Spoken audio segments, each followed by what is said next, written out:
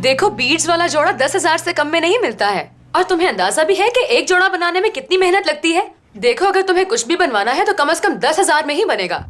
ओहो बेटी, तुम्हें उनके साथ झगड़ा करने की क्या जरूरत थी। याद रखो, कतरे कतरे से ही दरिया बनता है। थोड़े पैसे ही कम थे ना, क्या फर्क पड़ता है। अम्मी हम 21वीं सदी में रह रहे हैं, 2020 की बात करें। आपको पता भी है बाहर कितनी महंगाई बढ़ गई है, उस हिसाब से सोचें।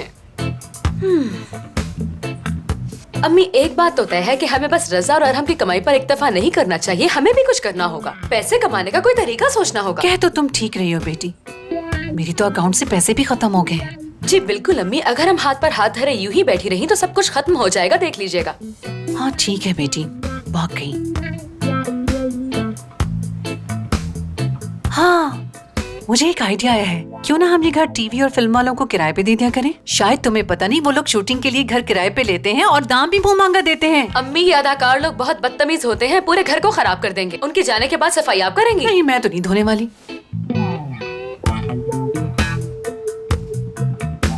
इसके अलावा भी एक और आइडिया है। मोहल्ले की औरतें कह रही थी कि बड़ा पैसा है सिलाई कढ़ाई के काम में, क्यों ना हम शुरू कर दें, शायद कुछ आमदन हो जाए।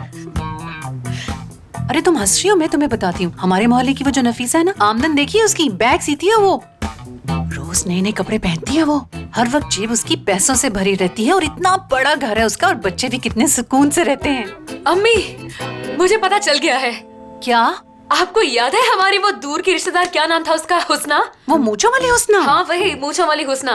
उसके पास मेकअप का सामान था, उसके पास रंगत निखारने का सामान था, और इस किस्म का सामान तो कोई भी लगाकर परी बन जाए। उसने बताया कि उसने इतने पैसे कमा लिए हैं कि वो छुट्टियों में ताजिकिस्तान जा रही है। ये ताजिकिस्तान कहाँ है? ये सब छोड़े अम्मी, वो तो मुझे भी अपने साथ काम करने का कह रही थी, लेकिन उस वक्त मैंने मना कर दिया। मैं उसे कॉल करके देखती हूँ, हो सकता है वो मुझे बुला ही ले। हाँ हाँ बेटी जल्दी फोन करो।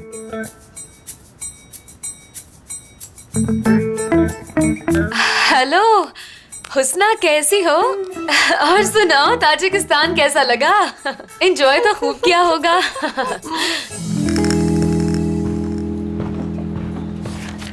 आयशा जरा बात सुनो, ये तमाम लिस्टें जाकर प्रिंट करवा लाओ। ये इतना मुश्किल काम नहीं है, जाओ शाबाश। जी मैं जरूर करवा देती, लेकिन इतनी बड़ी कंपनी में कोई कलर प्रिंटर ही नहीं। हाँ ये कैसे हो सकता है? तुम नीचे जाओ, एडमिन डिपार्टमेंट में कलर प्रिंटर है, वहाँ से करवा लाओ। जब तुम वहाँ जाओगी तो वापसी पे ऐसा करना कि कॉफी शॉप चली जाना, और वहाँ से 6 कप कॉफी अपने प्यारे प्यारे हाथों में उठा के ले आना। 2 में शुगर डलवा लेना, और 4 फीकी होनी चाहिए। जी ठीक है, लेकिन मैं कॉफी के 6 कप 2 हाथों में कैसे लाऊं? लास्ट टाइम वो काशा 12 उठा के लाई थी। हाँ। परेशान मत हो, बहुत अच्छी तरह पैक करते हैं, और इसमें कोई शर्मिंदगी महसूस मत करना। हम रोजाना बारी बारी कॉफी लाते हैं, कल मेरी बारी थी, आज तुम्हारी है। अच्छा ठीक है, ले आऊंगी। पक्की बात? जरा ये समेट लो। हाँ हाँ समेट लो। तुझसे 2 हाथों में 26 कॉफीज ना उठवाई तो मेरा नाम नहीं।